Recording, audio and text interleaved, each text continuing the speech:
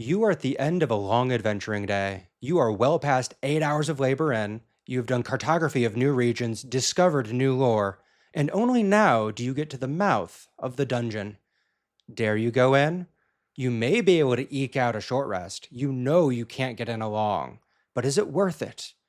That is where I am right now. Hello, I'm Joshua of Milestone Play. I am a professional game master, and I have stumbled into Dungeon Jam. Dungeon Jam is a community project put on by Dothy of Mystic Arts to bring together a bunch of dungeon tubers to produce 5-room dungeons for you to play through for free.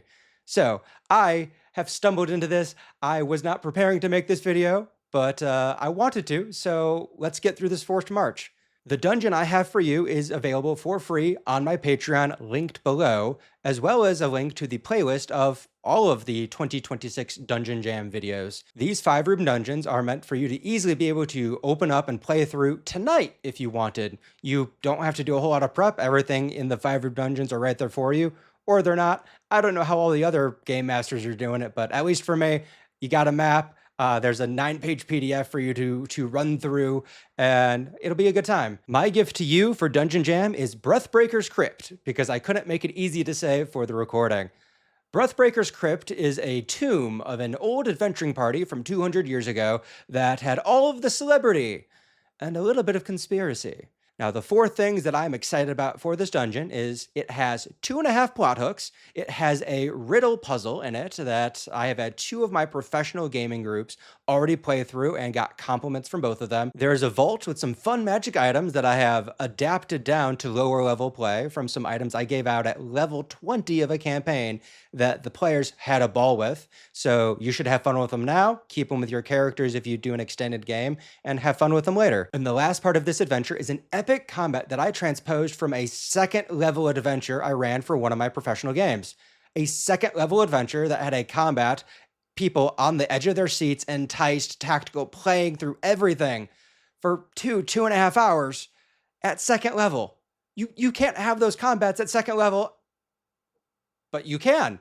And here, it'll be at 3rd level for this particular adventure, since the rest of this is kind of balanced around 3rd, but 2nd level, it should go fine. 4th level, it should go fine. So yeah, those are the major 4 points I'm going to go through for Breathbreaker's Crypt for this video. If that sounds enticing to you, you can grab the PDF and the map right now for free from my Patreon in the description. If you are a player and don't want any of the rest of this spoiled for you, send this to your game master. Just send them the link to the Patreon, however you want to do it. And yeah, bye-bye players, and let's go game masters.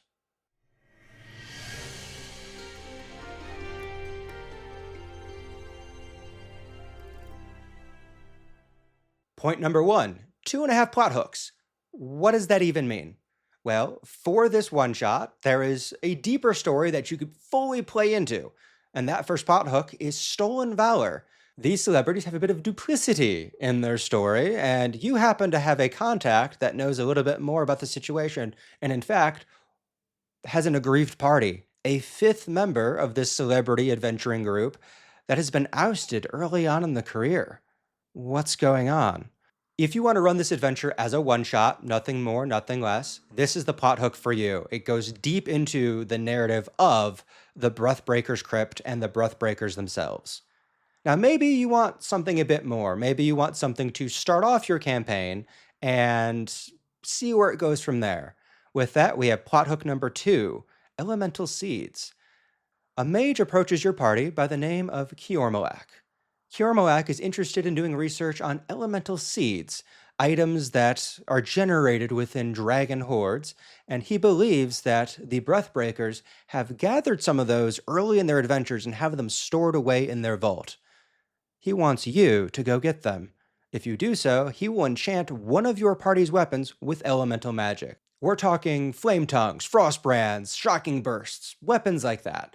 If your party manages to retrieve the elemental seeds, well, he'll make one item for them. However, after getting to the vault, and your party may suspect sooner, these elemental seeds are actually unfertilized dragon eggs. Now, if your party gathers them up and takes them to Kiormalak, he may happily pay them and they can continue on to other adventures.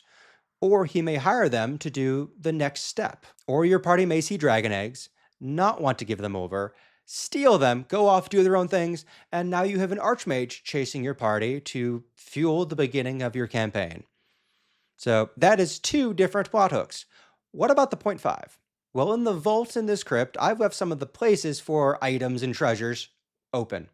Whatever you have going on in your campaign, if you need a filler session, if you need a go fetch quest, if you need something to bribe an NPC or a MacGuffin to place somewhere, well, it easily could have been in a Dragon's Hoard. It easily could have been a bribe to these celebrity adventures. It could have been many things. No matter what, if you need a small filler session to not push the major plot forward, but you still want to be making progress, whatever your plot item MacGuffin happens to be, there's space in this vault for that item without having to worry too much about how it got there. Now, your party will interact with other parts of the Breathbreakers plot, but if they don't, it's fine. They're there for their thing, and this is a free dungeon for you as opposed to having to make your own dungeon. Those are the 2.5 plot hooks for this adventure, either making it a very one-shot, everything consolidated, the beginning of a campaign, or just easily slotting into the campaign you're already running. Point number 2, we have a puzzle that 2 different groups have already played through and loved. This puzzle has a poem with clue-like riddles as to what to do. It has 3 dragon heads with, down in their throat, these levers that need to be pulled and pushed in the proper order to open up a secret door. Now, whenever I put a puzzle in the middle of an adventure that is required to get through, you can brute force it. The way this puzzle works is you need the right order of activating the 3 levers and then pulling them back. If at any point you pull or push a lever that you shouldn't, that dragon head breathes out its breath weapon along with all of the other dragon heads that currently are activated, and then all of the levers reset.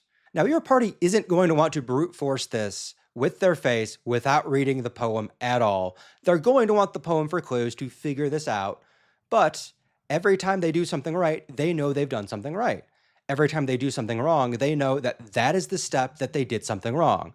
And with that, even if they're having trouble fully putting together the riddle within the poem, they can begin to work in the right direction and then figure things out from there. It is possible for any party to do this, however literal or figurative their players happen to be. That is how I like to run puzzles when they're in the middle of stuff. You can figure it out. There are clues along the way. It's gonna happen. And from what I saw from the parties that have run it, my 2 paid games and actually some in-person games at a game store, people pick it up pretty quickly. Some of them have pieced it together with 0 mistakes. Others, they do 1 mistake and then they go, oh, that's what that line meant. Let's do this instead. Now, you as the game master, I have included in the PDF not only the initial riddle, but I have then done explanations for why every lever is pushed in its order. That way you can better understand it without you having to figure it out. So, good stuff for you, the game master, and from player experience, it goes really well.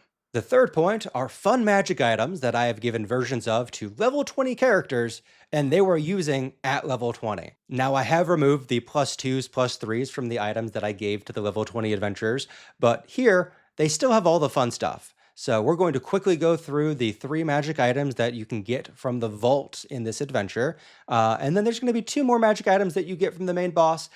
I'll let you explore those on your own. The first item is Brutal Bander. Brutal Bander is a great axe.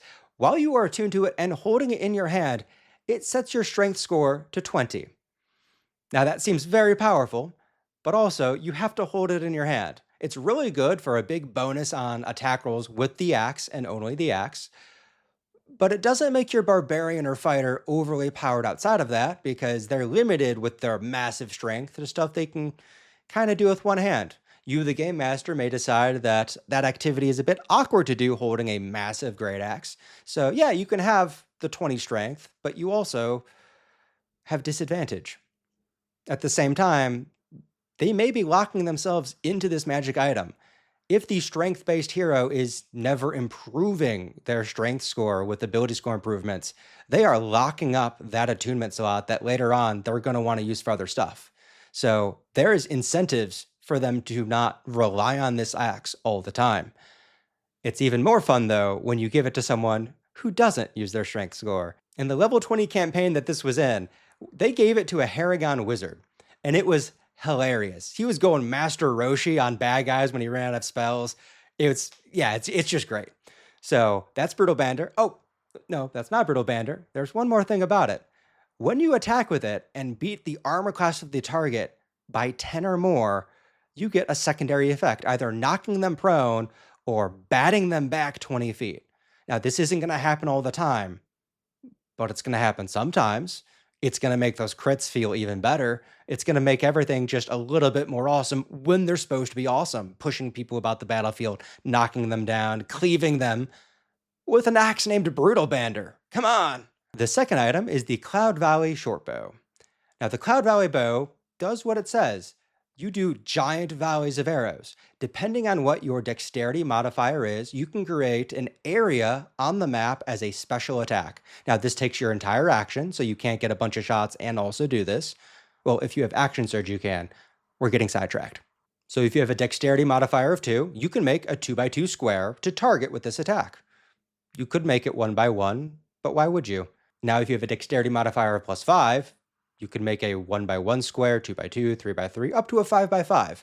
Massive area of effects on a ranged weapon.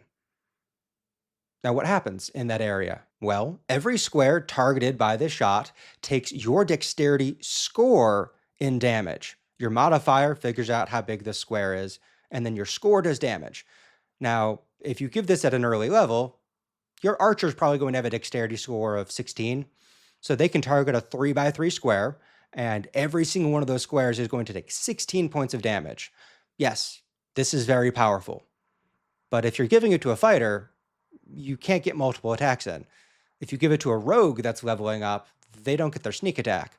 There are reasons not to use this item. However, it gives one of your marshals the means of doing area of effect damage. Now, this is targeting squares, not creatures. So if you're fighting an ogre that is a large creature, this bow can absolutely take that thing down, because if you're doing 16 damage per square and you line it all up over the thing, this is probably the most powerful weapon, and you may not want to give it to your players, but I found that later on in the game when people have crazy abilities, there's reasons not to use it. So have fun with it and maybe tweak it later on if you need to, but in my experience, it was just a lot of fun.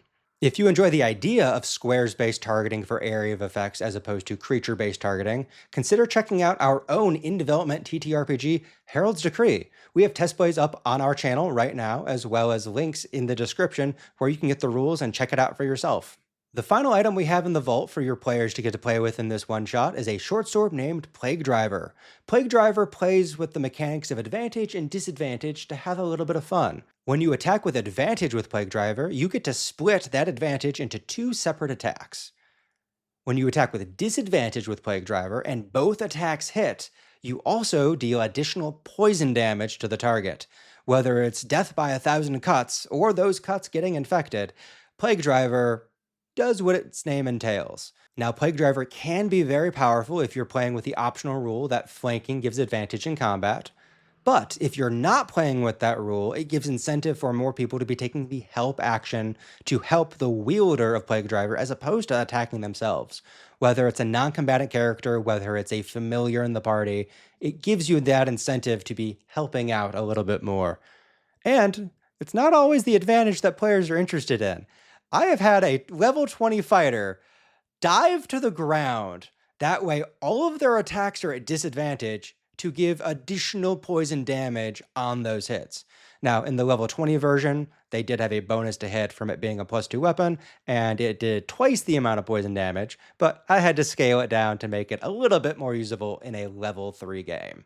So those are the 3 weapons in the vault that you can choose to be there, or you can decide that they're just +1 weapons, or maybe there's something else entirely. But those are some of the items in the vault that your players might be able to play with in this one-shot that other players have had a ton of fun with. The final part of this adventure, which I think is the star of the show, is the epic battle at the end. I put myself in the position of wanting to do a really big boss battle for level 2 adventurers played by players that did not have a ton of 5e experience. Now, how do you do an epic boss battle at level 2? The issues with epic boss battles is 5e is designed for if you're going to have one big bad, they need legendary actions. They need to attack a lot more than they otherwise would. Additionally, low-level heroes have very few hit points. So how do I attack a lot, have stuff always happening, and not kill the characters immediately? Well, I have linked all of the cool features of the boss of this dungeon to also providing healing to the players. Sir Salvador Montague is a glory wight. He is an undead creature feeding off of his own self obsession of honor and glory and celebrity. When he comes upon the battlefield, and as lair actions later on in the combat, he brings with him 5 undying fans. These are ghosts of people that have been buried with him, chained by these wreaths of shadow that lock them onto different places of the battlefield. Now, whenever Salvador Montague takes damage, he can use his reaction to trade places with one of these undying fans. However, whenever the undying fans take damage, either by this transfer or your players just targeting them, they break the chains free, turning them into a changed heart. These changed hearts recognize that they have been manipulated and contorted, and having been broken free of the chains of their oppressor, they stay on the battlefield, and when one of the player characters goes through them, they embrace them and heal them for 10 hit points.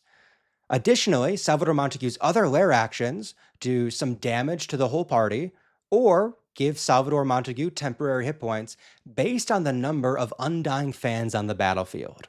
Your party will be splitting their attention between needing to take out the undying fans, turning them into changed hearts, giving them the access to heal, and then also turning their attention on Salvador himself. There is this push and pull of having to chase Salvador Montague, taking out the power of his other lair actions by taking out his undying fans, and all the while being motivated to then go after those undying fans as changed hearts to heal up.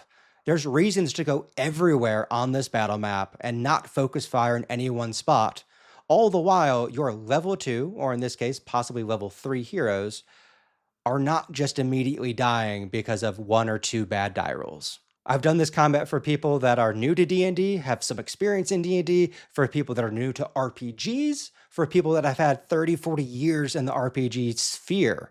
So it works, and they have fun. Those are the 4 reasons why I think you will enjoy Breathbreaker's Crypt. 2.5 plot hooks, a puzzle that you can get through however good you are at puzzles and you are always finding your way through, a bunch of fun magic items for this one-shot adventure that you can use against the final boss, and the final boss that helps you stay alive while you are tactically taking him down.